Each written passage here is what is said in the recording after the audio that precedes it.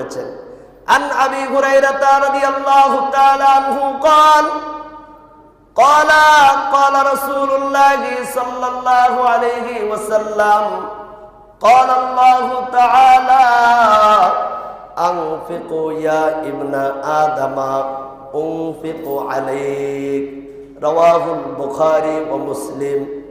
আল্লাহ নবী সাল্লাল্লাহু আলাইহি ওয়াসাল্লাম হাদিস শরীফের মধ্যে ইরশাদ ফরমান, হযরত আবু হুরায়রা রাদিয়াল্লাহু তাআলা আনহু বর্ণনা করেছেন, রাসূলুল্লাহ সাল্লাল্লাহু আলাইহি ওয়াসাল্লাম বলেছেন, আল্লাহ তাআলা বলেন, হে আদম সন্তান, তুমি আমার বান্দা বান্দিকে দিতে থাকো, আমি আল্লাহ তোমাকে দিতে থাকবো।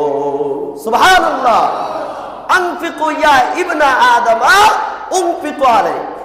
আল্লাহ তাআলা বলেন, তুমি আমার বান্দা বান্দিকে দিতে থাকো, আমি তোমাকে দিতে থাকবো।